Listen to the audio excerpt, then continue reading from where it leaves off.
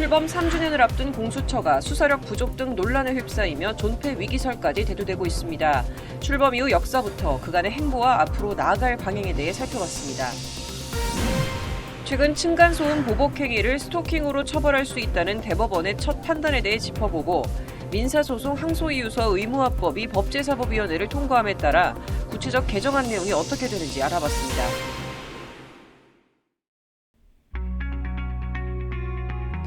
시청자 여러분 안녕하십니까? 로포커스 시작하겠습니다.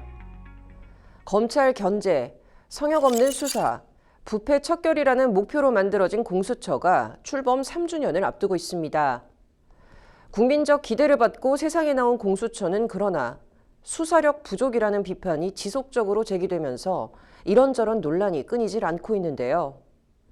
존재의 이유를 찾는 것이 급선무가 되어버린 위기의 공수처. 이번 주 로포커스에선 공수처 출범부터 그간의 행보와 향후 개선점들을 짚어봤습니다. 공수처의 역사는 지금으로부터 27년 전으로 거슬러 올라갑니다. 1996년 참여연대가 고위공직자의 비리나 범죄를 제대로 수사해 부정부패가 없는 사회를 만들겠다며 국회의원과 시민 2만여 명의 서명을 받아 공수처 법안을 제안했습니다. 대한민국의 공수처라는 이름은 그렇게 처음 알려졌습니다. 그러나 참여연대의 입법청은 한 달 뒤인 1996년 12월 국회에 공수처 신설 내용이 담긴 부패방지 법안이 발의되지만 법안은 회기를 넘겨 폐기 처리됩니다. 이후로 국회에선 회기가 바뀔 때마다 법안은 어김없이 발의되고 또 어김없이 폐기가 반복되며 공수처 설치 법안 폐기 처리 잔혹사가 이어졌습니다. 그러던 2017년 19대 대선에서 첫 번째 변곡점을 맞이합니다. 이른바 최순실 게이트 실체를 검찰이 제대로 파헤치지 못했다는 비판이 일자 당시 대선 후보들은 공수처 설치에 공감하며 핵심 공약으로 내세웠습니다. 특히 공수처 설치는 문재인 전 대통령의 대선 후보 시절 1호 공약이었습니다.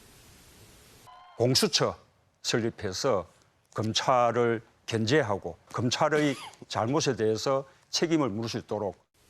이후 문재인 당시 후보자가 대통령으로 당선되고 20대 국회는 공수처법을 패스트트랙으로 처리하는 데 합의하지만 여야의 계속된 갈등으로 협상은 공회전을 거듭했습니다. 하지만 2019년 12월 30일 공수처법은 결국 국회 문턱을 넘으며 제도화에 성공합니다. 그리고 2021년 1월 21일 말도 많고 탈도 많았던 공수처는 마침내 김진욱 초대 공수처장 취임과 함께 공식 출범했습니다. 무소불위 검찰을 견제하겠다며 야심차게 세상에 나온 공수처. 출범 3주년인 지금 본연의 기능과 역할을 다하고 있을까요? 법률방송 신세아입니다. 그러나 출범 당시 포부와는 다르게 최근 공수처는 사면 초과에 몰렸습니다. 실적 부진에 인력난, 내홍까지 여러 논란이 겹치며 유명무실, 허수아비 기관이라는 평가를 받고 있는 건데요. 공수처에 제기되는 여러 문제점을 신예림 기자가 취재했습니다. 공소제기 요구 5건의 직접 기소 3건, 5번의 구속영장 청구와 5번의 기각. 2021년 출범한 공수처의 3년간 성적표입니다. 최근 뇌물수수 혐의를 받는 경찰 경무관에 대한 구속영장이 기각되면서 또다시 성과에 대한 비판을 피하기 어렵게 된 공수처. 공수처의 수사력이 부족하다는 논란은 출범 초기부터 꾸준히 제기돼 왔습니다. 김영준 전 부장검사 뇌물수수 혐의 사건부터 손준성 검사장 고발 사주 의혹, 윤모 전 부산지검검사 수사기록 위조 의혹까지 공수처가 직접 기소한 사건은 3건에 불과한데 그나마 뇌물수수와 공문서 위조는 1심에서 무죄를 선고받았습니다. 여기에 출범 후 청구한 구속영장 5건은 단 한 번도 발부받지 못했습니다. 여러 가지로 3년 동안 노력하셨다는 건 이해합니다만 냉정하게 감사하는 기관으로서 말씀드리면 성과란 게 없는 것 같습니다. 과연 대한민국 사법체계에 공수처가 없어서 문제될 게 있을까 할 정도로 아쉬움이 많습니다. 잦은 인력 유출도 문제로 꼽힙니다. 공수처 검사 임기는 3년, 연임은 3번까지 가능해 최대 12년까지 근무할 수 있습니다. 그러나 1기 검사 13명 중 2명을 제외하고는 모두 사직했고 2기 검사 7명 중에서도 벌써 2명이 임기를 채우지 않고 공수처를 떠났습니다. 수사 범위와 대상은 방대한 반면 인력은 계속해서 유출되고 현재는 검사 정원을 채우기도 급급한 현실입니다. 이러한 인력난은 수사력 부족으로 이어지고 수사에 난항을 겪는 검사들이 다시 공수처를 떠나며 인력 부족이 더욱 심화되는 악순환을 낳고 있습니다. 이런 가운데 최근에는 내부 분쟁에까지 휘말려 몸살을 앓고 있는 모양새입니다. 김병석 공수처 부장검사는 지난달 말 언론을 통해 소위 수뇌부 저격글을 올렸습니다. 김 부장검사는 지금까지의 소회를 말하자면 정치적 편향과 인사의 전횡이란 두 단어밖에 떠오르지 않는다. 차기 공수처장과 차장이 임명된다고 한다. 부디 그냥 정상적인 조직이 되기만 해도 좋겠다 등 발언으로 공수처장과 차장을 공개적으로 비판했습니다. 이에 공수처는 김 부장검사가 직무와 관련된 내용을 기고하면서도 이를 미리 알리지 않았다며 감찰에 들어갔고 여흥국 공수처 차장은 김 부장검사를 명예훼손 혐의로 고소했습니다. 이에 일각에서는 아예 공수처 폐지를 고려해야 한다는 의견까지 나오고 있습니다. 출범 당시부터 논란이 끊인 적이 없어 이미 공수처의 존재 의미 자체가 흐려졌다는 지적입니다. 어떤 성과를 내지 못하는 것은 단순히 공수처의 수사 능력 부족에 있기보다는 오히려 본질적으로 공수처 자체의 태생 자체가 옥상옥으로서 제대로 기능할 수 없다는 것을 반증한다라고 보입니다. 계속 공수처를 유지해 갈 것인지 아니면 이 시점에서 공수처를 폐지하고 종전의 시스템으로서 돌아가야 될지 그러한 점을 고민해야 될 때가 아닌가 생각합니다. 연간 200억 원이 넘는 예산이 투입되는 공수처. 밑빠진 독에 물 붓기라는 비판을 피하기 위해서라도 시급한 대책을 하루빨리 강구해야 할 때입니다. 법률방송 신예림입니다. 이처럼 공수처를 두고 여러 비판의 목소리가 제기되고 있는데요. 조직 쇄신을 위해 인력을 확대하고 수사 전문성을 높여야 한다는 지적이 대두하고 있습니다. 또 공수처 정치 편향 의혹을 해소하기 위해 처장 임명 시 공론화 과정이 필요하다는 의견도 제시됐는데요. 보도에 김태용 기자입니다. 공수처를 향한 가장 큰 비판은 부족한 수사력에서 나옵니다. 하지만 최대 25명의 인력으로 계속 운영된다면 부실 수사의 오명을 씻어내는 것은 쉽지 않을 것이란 지적이 나오고 있습니다. 공수처 특성상 담당하는 사건의 중대성과 사안의 규모를 봤을 때 25명의 수사 인력은 턱없이 부족하다는 것입니다. 검찰의 경우 약 2천여 명, 경찰은 15만 명에 이르는 수사기관인데 공수처 역시 100명 이상의 수사 인력을 갖춘 조직으로 거듭나야 한다는 의견이 대두하고 있습니다. 인력 확대에 이어 수사 전문성 제고라는 숙제도 남아 있습니다. 그간 공수처의 수사 성과라고 할 만한 것이 딱히 없는 만큼 수사 전문성을 높이는 노력이 필요합니다. 따라서 단순한 인원수 보강에 그치지 말고 경제, 공직 비리 등 분야별로 수사 경험이 많은 이른바 베테랑 출신을 확보해야 한다는 의견도 나오고 있습니다. 일각에서는 현재 공수처 인력이 충분치 못한 가운데 사회적 의미가 중대한 사건에 대해 수사력을 집중하는 선별 입건제 운영도 대안으로 제시하고 있습니다. 공수처의 정치적 편향성을 개선하기 위한 노력도 필요합니다. 이를 위해 조직의 수장인 공수처장 선발 시 투명성과 객관성을 높여야 한다는 지적도 있습니다. 후보추천위원회에서 추천한 인물이 정치적 중립성을 갖췄는지 수사기관을 이끌 수 있는 인물인지를 한 번 더 확인해야 한다는 것입니다. 공수처장 후보추천위원회가 최종 후보 2명을 선정하기 전 공론화 과정을 거쳐보자는 것입니다. 관련 학술단체의 어떤 공론화 과정을 한번 거쳐보는 건 어떠냐. 후보를 놓고 여기에 대해서 이제 결정을 내릴 권한을 주기는 어렵지만 예컨대 뭐 법학교수회나 이런 데서 한번 후보자를 초청해다가 여러 가지 질문을 하고 답변을 듣고 그걸 통해 가지고 이 사람이 전문성이 어떻다, 중립성이 어떻다를 한번 사전 평가하도록 하는 이런 것을 한번 고려해 볼 수 있지 않을까 생각이 됩니다. 한편 조직이 표류하고 있다는 지적에 대해 공수처 관계자는 현재 새로운 처장 선발 과정을 충실히 이행하고 있다고 말을 아꼈습니다. 수장 교체 시점이 얼마 남지 않은 가운데 처장과 차장 임명부터 마무리 지은 후 본격적으로 내부 쇄신이 가능할 것으로 보입니다. 하지만 공수처가 탈바꿈하기 위해서는 짧지 않은 시간이 걸릴 것이란 시각이 지배적입니다. 조직 구성과 운영에 관한 새로운 기준을 마련하려면 공수처법을 개정해야 하는데 내년 4월 총선을 앞두고 있어 속도를 내기란 쉽지 않을 것이란 전망입니다. 결국 내년 총선 이후 여야 간 전국 흐름에 따라 공수처 운영에 관한 고민과 개선 방안이 본격적으로 다뤄질 것으로 보입니다. 법률방송 김태용입니다.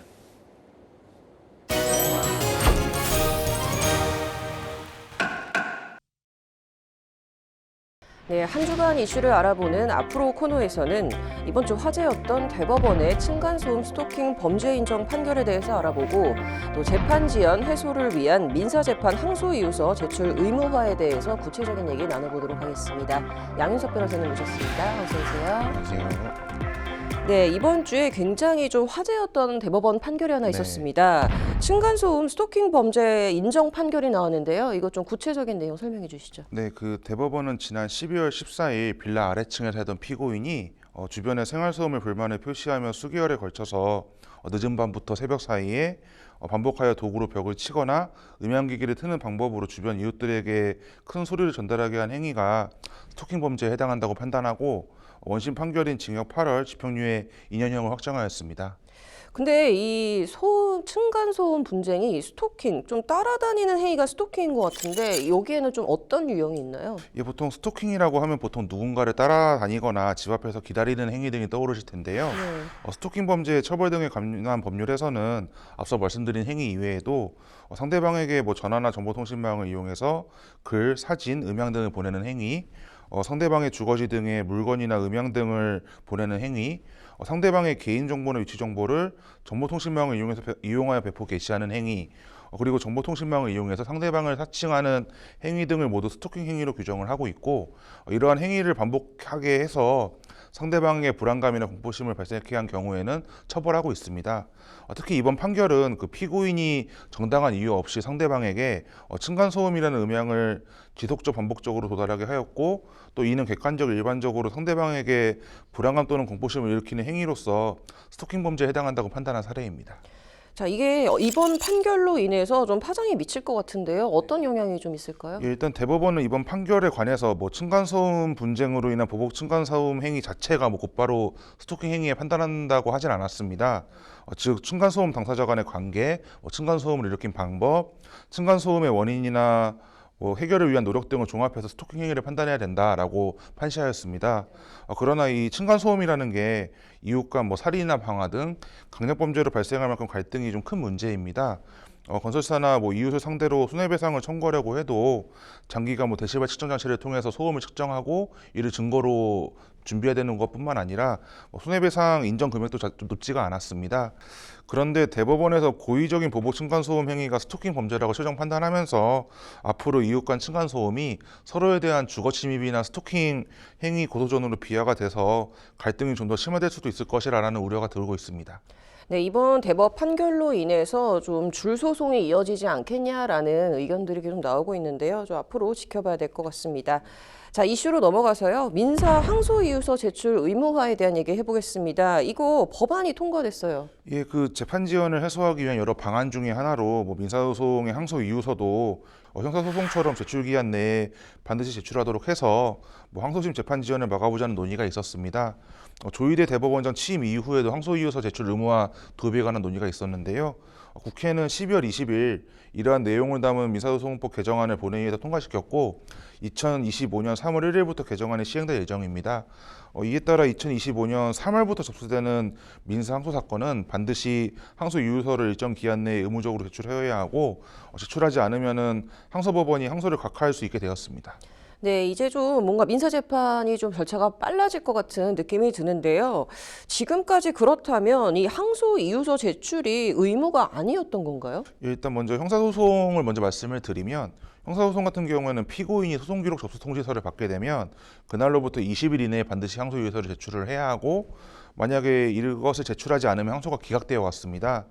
반면에 이제 민사소송은 형사재판과 달리 항소 이유서의 제출 기한이 없었고 항소심 재판부가 뭐 항소 이유서를 제출하라는 성명을 구하더라도 항소인이 재판에 임박해서 제출을 하거나 뭐 심지어 항소 이유서를 제출하지 않더라도 재판이 진행되어 왔습니다. 네. 다만 이제 앞으로 민사소송법 개정안이 시행된 이후에는 좀 달라지게 되는데요. 항소인은 소송기록 접수 통지를 받게 되면 40일 이내에 항소 이유서를 제출을 해야 되고 제출하지 않으면 항소가 각하돼서 2심 재판에서 판단 자체를 받을 수 없게 됩니다. 다만 개정안은 항소인의 신청이 있으면 이러한 제출 기한을 1회 안에서 1개월 연장할 수 있도록 해서 최장 70여일 이내에 항소 이유서 제출을 의무화하였습니다. 개정안에 따라 앞으로는 민사소송 항소심도 형사소송 항소시처럼 항소 이유서 제출 기한을 준수해야 되고 기한을 지키지 못하면 항소심에서 판단받을 기회 자체를 잃게 되므로 재판 지연을 위한 항소나 무의미한 항소 자체는 좀 줄어들 것으로 기대가 됩니다. 그렇다면 변호사님께서 보시기에는 이번 민사재판 항소이유서 제출 의무화로 인해서 재판 지연 좀 해소될 수 있을 거라고 보시나요? 일단 이렇게 재판 지연 해소를 위한 법률 개정이나 뭐 토론회 등 여러 움직임 자체는 긍정적으로 보여집니다. 이번 개정안도 뭐 항소이유서 제출은 의무화하였지만 제출 이후에 법원이 반드시 뭐 재판 날짜를 지정해야 한다는 내용이 없어서 항소이유서 제출이 뭐 빨라지더라도 재판 지연이 정말로 사라질 것인가에 대해서는 시행 이후의 상황을 좀 지켜봐야 될 것 같습니다. 재판 지연의 이런 다른 원인으로는 법관 수 부족으로 인한 1인당 담당 사건이 많은 점이나 뭐 나홀로 소송으로 인한 주장이나 쟁점의 정리가 미진한 점, 뭐 신체 감정 기간 장기화 등이 지목이 되고 있습니다. 이번에 국회에서 항소이유서 제출 의무화 법안이 통과된 만큼 앞으로 재판 지연 해소를 위해서 뭐 법관 증언이나 항소심, 상고심에서의 변호사 필수주의, 법원의 신속한 기일 지정 등도 좀 함께 논의가 되어서 재판 지연이 해소되었으면 합니다. 네, 요즘 사법부 현안 중에 가장 핵심 쟁점인 만큼 좀 빨리 해소될 수 있는 방안이 나왔으면 좋겠습니다. 이번 주 말씀 잘 들었습니다.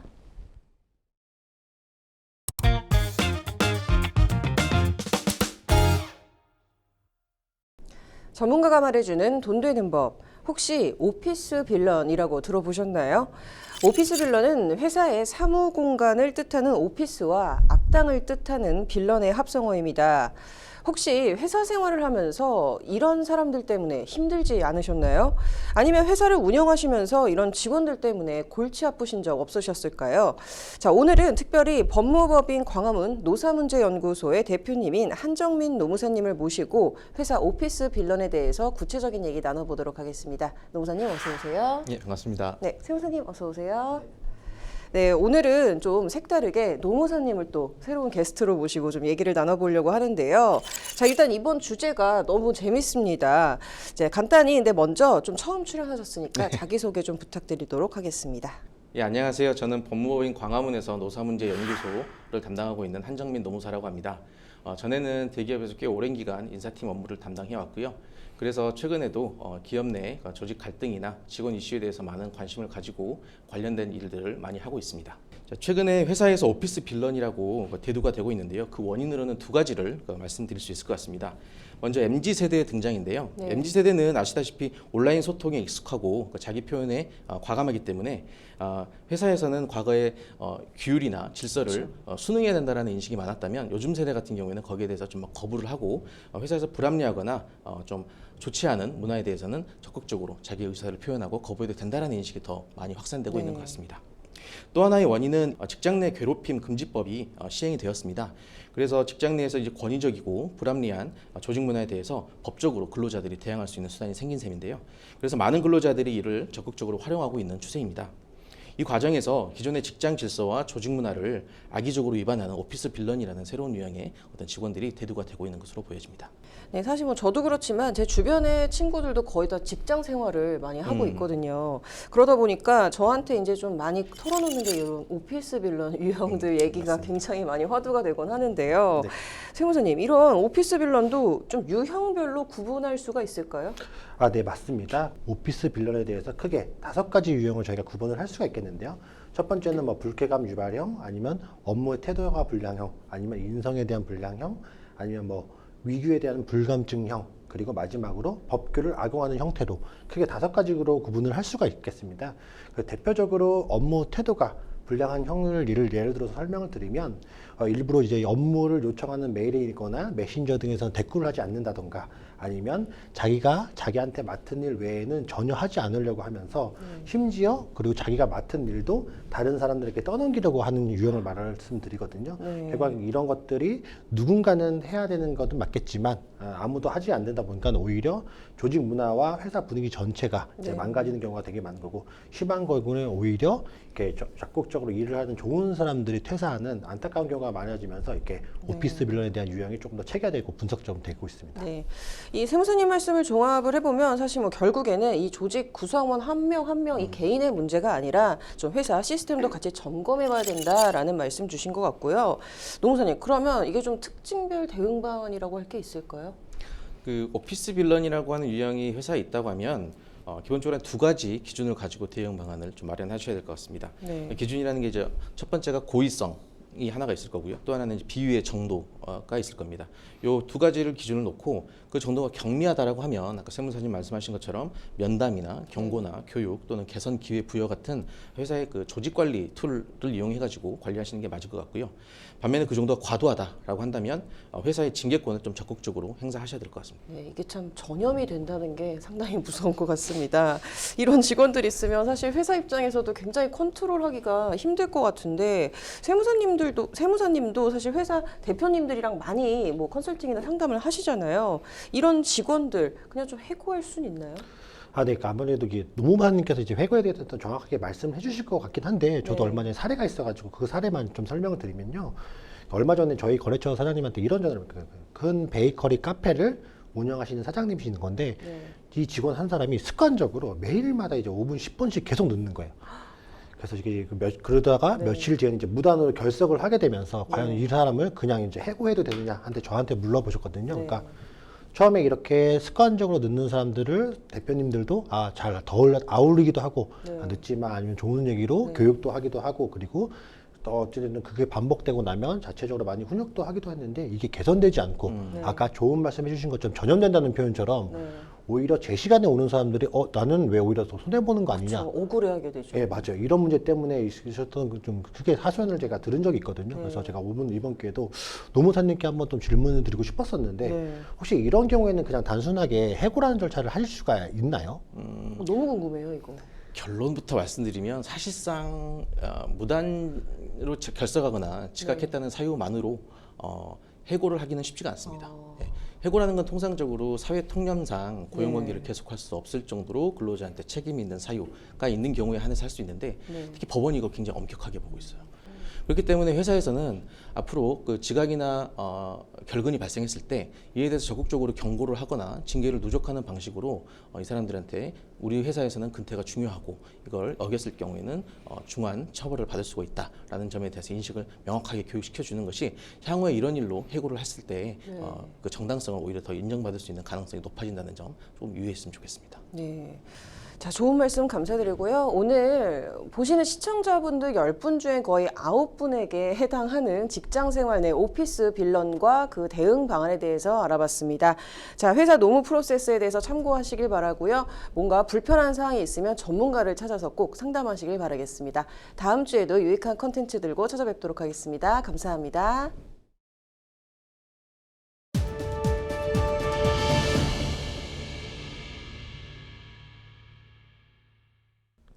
이번 주 로포커스 여기까지입니다. 시청해주셔서 고맙습니다.